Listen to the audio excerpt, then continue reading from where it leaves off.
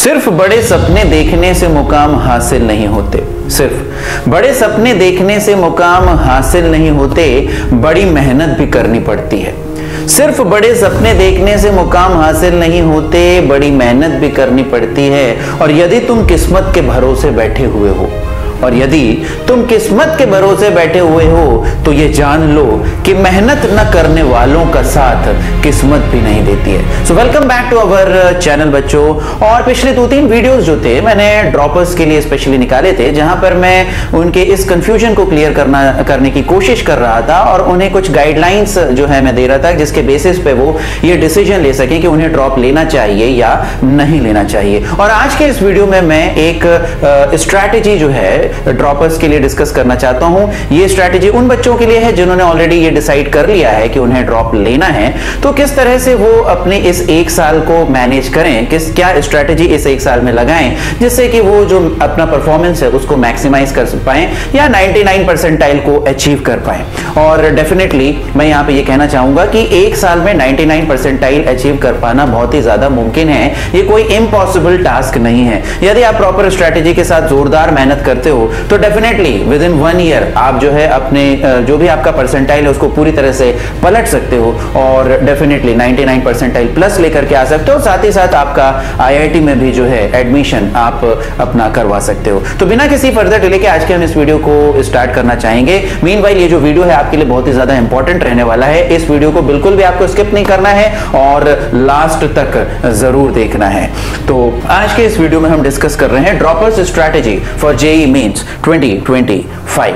तो यहां पर सबसे पहली चीज तो यह है कि ड्रॉपर्स को जो अपनी प्रिपरेशन है जेईई मेंस की, वो किस तरह से स्टार्ट करनी चाहिए। तो देखिए बच्चों, एक प्रॉपर गाइडेंस में पढ़ाई करना जो है वो ज्यादा अच्छा रहता है एज कंपेयर टू कि आप बिना किसी गाइडेंस के तैयारी करें, क्योंकि यहां पे आप देख रहे हैं कि कंपटीशन बढ़ता जा रहा है और ज्यादातर बच्चे एक डेफिनेट गाइडेंस में ही तैयारी करते हैं। तो मेरा सजेशन ये रहेगा कि आप कहीं ना कहीं किसी कोचिंग इंस्टीट्यूट से, चाहे वो ऑफलाइन कोचिंग हो चाहे वो ऑनलाइन कोचिंग हो, कहीं ना कहीं आप जो है एनरोल कर लीजिए अपने आप को। और आजकल जो है कोचिंग, इवन ऑनलाइन कोचिंग्स भी हैं, वो काफी अफोर्डेबल हो गई हैं। ऑनलाइन कोर्सेज भी काफी अफोर्डेबल रेट्स में आपको मिल जाते हैं। तो कहीं ना कहीं आप अगर एनरोल कर लोगे तो आपके लिए अच्छा है, क्योंकि वहां पर फिर आपको एक प्रॉपर एनवायरनमेंट मिल पाएगा, टीचर्स का एक प्रॉपर गाइडेंस मिल पाएगा, एक फोकस्ड वे में आपको कंटेंट दिया जाएगा जिसको कि आप पढ़ करके अपने जेईई मेंस की तैयारी को अच्छा कर सकते हो। साथ ही साथ एक रेगुलर टेस्ट भी जो है, मॉक टेस्ट, वो भी आपको जो है प्रोवाइड हो सकता है जहां पर भी आप जाओगे। तो इसके कारण आपके जो एग्जाम लाइक कंडीशन में प्रैक्टिस भी अच्छी हो जाएगी। तो ये मैं कहूंगा कि कहीं ना कहीं अगर हो सके तो सुटेबल गाइडेंस के लिए आप अगर ऑफलाइन और ऑनलाइन कोचिंग ले लें तो बहुत ही अच्छा है। अब कई बार बच्चे क्या करते हैं कि सिर्फ एडमिशन ले लेते हैं, और ड्रॉपर्स के साथ सबसे बड़ी प्रॉब्लम ये होती है कि ड्रॉपर्स को लगता है कि उन्हें आता है, उन्होंने पहले से पढ़ रखा है।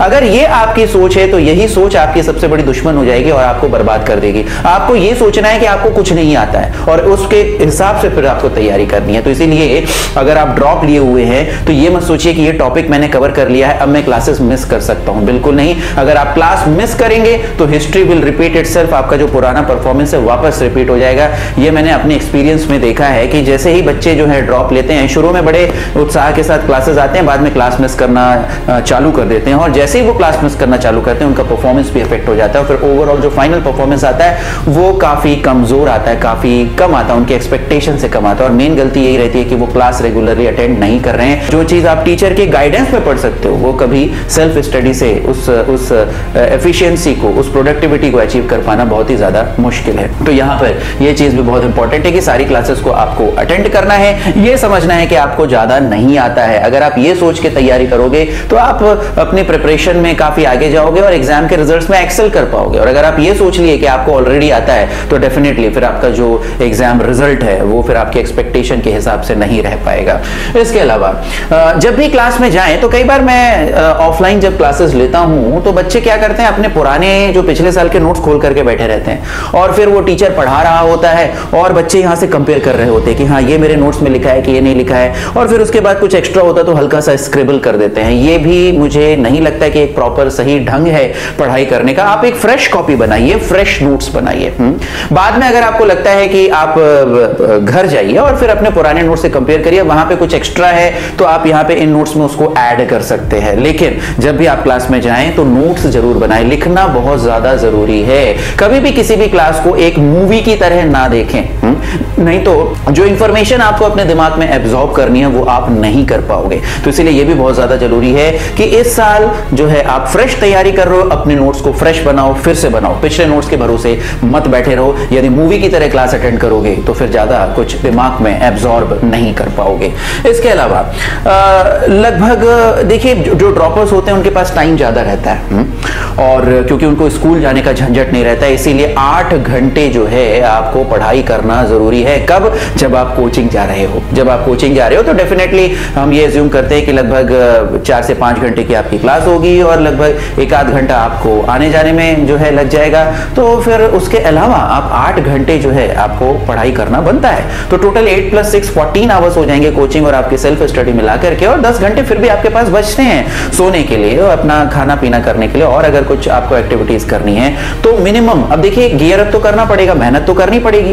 बिना मेहनत के तो हम रिजल्ट्स एक्सपेक्ट नहीं कर पाएंगे। तो इसीलिए 8 आवर्स की जो स्टडी है वो जब आप कोचिंग जा रहे हैं, और जब आप कोचिंग नहीं जा रहे हैं तब सर कितना चाहिए? तो 12 to 14 आवर्स की स्टडी करनी चाहिए जब आप कोचिंग नहीं जा रहे हैं। ये समझ लीजिए कि कंपटीशन बहुत ज्यादा है। दुनिया जहान जो है 12 घंटे 14 घंटे, क्या कई बच्चे 16 घंटे भी पढ़ते हैं, मैंने ये भी देखा हुआ है। तो डेफिनेटली आपको कम से कम 8 घंटे जिस दिन कोचिंग है और जिस दिन नहीं है 12 से 14 घंटे, ये रीजनेबल जो है मैं एक्सपेक्टेशन आपको बता रहा हूं। तो इसीलिए ये चीज अपने दिमाग में बैठा लीजिए कि जब तक आप समय नहीं देंगे अपनी पढ़ाई को, जब तक आप प्रैक्टिस नहीं करेंगे, जब तक आप घंटों घंटों जो है एक जगह सिटिंग लेकर के फोकस्ड वे में क्वेश्चन सॉल्व नहीं करेंगे, रिविजन नहीं करेंगे, तब तक जो है वो एक डिजायर्ड रिजल्ट अचीव कर पाना बहुत ही ज्यादा मुश्किल हो जाता है। और एक चीज आपको बता दूं कि आपको हर चीज का बार बार रिविजन करना होता है, क्योंकि सिलेबस इतना वास्ट होता है कि कई बार, क्योंकि आपको फिजिक्स भी पढ़नी है, मैथ्स भी पढ़नी है, केमिस्ट्री भी पढ़नी है, तो सिलेबस इतना वास्ट है कि कई बार बच्चों के माइंड में हौच पौच हो जाता है, मिक्सअप हो जाता है। तो ये चीज भी बहुत ही ज्यादा इंपॉर्टेंट है कि बार बार रिविजन करते रहना। और रिविजन करने के लिए सर आपको टाइम देना पड़ेगा, आपको पढ़ाई करनी पड़ेगी, बिना टाइम दिए कुछ नहीं होने वाला।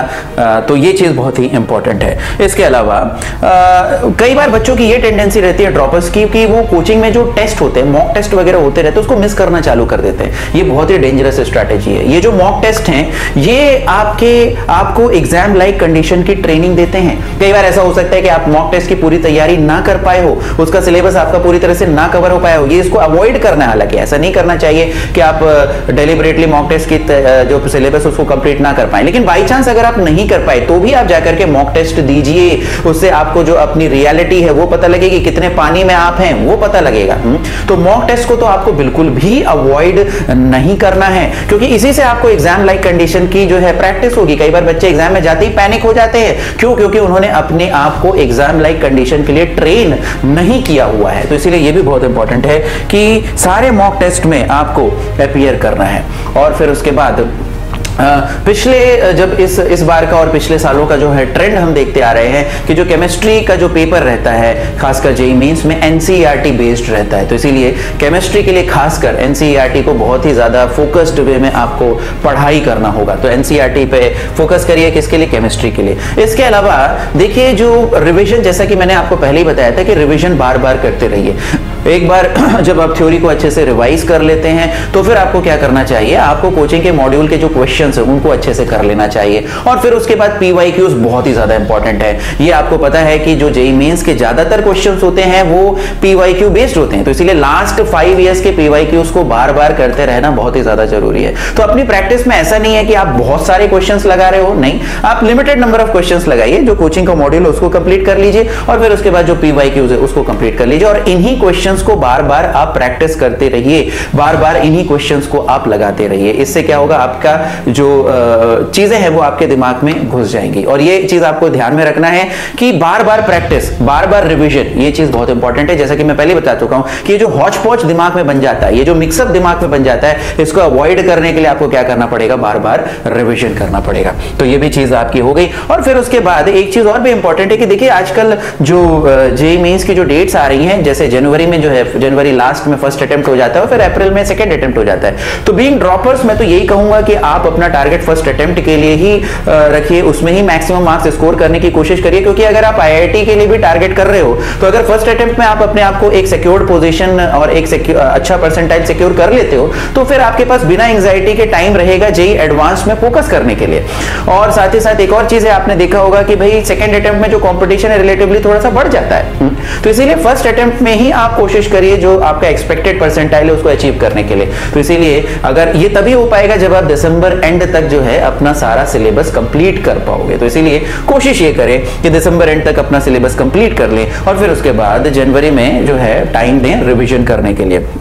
इसके अलावा बच्चों एक चीज और भी बहुत ज्यादा इंपॉर्टेंट है कि जो सोशल मीडिया है इस पे बच्चे घंटों घंटों बर्बाद कर देते हैं। मैं देख रहा हूं पिछले कुछ सालों से कि बच्चों का जो अटेंशन स्पैन है बहुत ही ज्यादा कम हो गया है, और कई बच्चे जिनका रिजल्ट इफेक्ट होता है उसका एक मेजर रीजन होता है कि वो सोशल मीडिया में अपना बहुत ज्यादा टाइम बर्बाद कर देते हैं। तो इसीलिए सोशल मीडिया का जो यूजेज है 1 साल के लिए कोशिश ये करिए कि इसको आप अवॉइड करिए। और फिर उसके अलावा देखिए हम लोगों के यहाँ जो जैसा कि मैं दूसरे वीडियोस में बता चुका था कि फ्री फोकट की सलाह देने वाले बहुत से लोग बैठे हुए हैं, किसी चीज के बारे में उन्हें नहीं भी पता होता तो भी फोकट की सलाह दे देते हैं। तो ऐसे सलाहकारों से आपको दूर रहना पड़ेगा, है ना। आपको जो सलाह लेनी है कि आपको भाई अपनी पढ़ाई कैसे करनी चाहिए तो आप टीचर से जाकर के सलाह लीजिए। टीचर से बेस्ट आपको कोई गाइड नहीं कर सकता। तो इसीलिए गलत लोगों से सलाह ना लें और निगेटिव माइंडेड लोगों से बिल्कुल भी बातें ना करें, क्योंकि निगेटिव माइंडेड लोग जो होते हैं वो बहुत ही ज्यादा मीडियोकर होते हैं। वो ना तो खुद जिंदगी में कुछ करते हैं, ना ही उन्होंने जिंदगी में कुछ किया है, ना ही वो अभी कुछ कर रहे हैं, ना ही वो कुछ आगे करना चाहते हैं। और उनकी जो एक विजन रहती है वो ये भी रहती है कि हम नहीं करना चाहते और हम दूसरे को भी नहीं करने देना चाहते। तो इसी तरह से वो क्या करते हैं, नेगेटिव बातें कर करके दूसरों को जो है डीमोटिवेट करते रहते हैं। उनकी लाइफ का कोई एम्बिशन नहीं है और वो दूसरों को भी जो है उनके एम्बिशंस से दूर करना चाहते हैं। तो इसीलिए ऐसे नेगेटिव माइंडेड लोगों को हमें अवॉइड करना चाहिए। और सजेशंस अगर आपको लेना है तो टीचर्स से ही जाकर के सजेशंस लीजिए, उनसे बेटर आपको कोई गाइड नहीं कर सकता। इसके अलावा एक डेली रूटीन, एक डेली टाइम टेबल बना लीजिए। एक आइडियल जो टाइम टेबल ड्रॉपर्स के लिए होता है उसके ऊपर भी मैं एक वीडियो बना दूंगा, लेकिन आप फिलहाल कोशिश ये करिए कि एक आइडियल टाइम कि मैं इतने बजे जो है सो जाऊंगा, इतने घंटे सोऊंगा, फिर मैं इतने बजे उठ जाऊंगा, फिर मैं अपनी डेली एक्टिविटीज करूंगा, थोड़ी सी एक्सरसाइज करूंगा, थोड़ा सा मेडिटेशन करूंगा और फिर मैं पढ़ने बैठ जाऊंगा। फिर मैं इतने घंटे की सिटिंग लूंगा, फिर मैं अपना लंच लूंगा और फिर उसके बाद वापस थोड़ा सा रेस्ट लेकर के वापस एक और सिटिंग लेंगे पढ़ाई के लिए। तो इस तरह से आप एक टाइम टेबल बना सकते हो। डिटेल्स जो है इस टाइम टेबल का मैं एक वीडियो अलग से बना दूंगा और उसमें आप लोग इस आइडियल टाइम टेबल को देख सकते हो। तो टाइम टेबल एक बार जरूर बनाएं और उसको स्ट्रिक्टली फॉलो करें। इसके अलावा बच्चों जैसे कि मैं बता चुका हूं कि ये कुछ महीनों की लड़ाई नहीं है, ये 1 साल की लड़ाई है। तो यहां पर 1 साल तक जो है आपको फोकस्ड रहना है। ये 1 साल का कमिटमेंट है, तो इसीलिए 1 साल तक आपको पूरी तरह से फोकस्ड रहना है, डेडिकेटेड रहना है, सारी सैक्रिफाइस करनी है। जो जरूरी है आपको सफलता लेने के लिए, सफलता प्राप्त करने के लिए, अपने गोल को अचीव करने के लिए जो भी जरूरी है वो मेहनत और वो करने के लिए आपको तैयार रहना चाहिए। जैसा कि मैं वीडियो के शुरू में बता रहा था कि यदि आप मेहनत नहीं करेंगे तो आपकी किस्मत भी आपका साथ नहीं देने वाली है। तो इसीलिए ये बहुत ज्यादा जरूरी है कि 1 साल तक मोटिवेटेड रहे, एंथुसियास्टिक रहे और लगातार मेहनत करते रहे। इसके अलावा एक और चीज ये देखी जाती है कि कई बार जब मॉक टेस्ट होते हैं कोचिंग के और बच्चों के मार्क्स कम आ जाते हैं। देखिए मार्क्स कम आने के बहुत सारे रीजंस हो सकते हैं। मार्क्स कम आने के रीजन ये भी हो सकता है कि मतलब मार्क्स कम आने का रीजन ये जरूरी नहीं है कि आपको नहीं आता है। मार्क्स कम आने के रीजन ये भी हो सकते हैं कि आप एग्जाम में जाकर के सिली मिस्टेक्स कर रहे हो या एग्जाम में आप प्रॉपर स्ट्रेटेजी फॉलो नहीं कर रहे हो। तो मार्क्स कम आने के बहुत सारे रीजन होते हैं। आपको क्या करना है, आपको डिस्करेज नहीं होना है। आप जाकर के अपने टीचर से गाइडेंस लीजिए, आप जाकर के उनसे सजेशंस लीजिए और अपनी जो तैयारी है उसको और पिन पॉइंट करिए और ब्रशअप करिए और जो गलतियां हैं उसको अवॉइड करिए।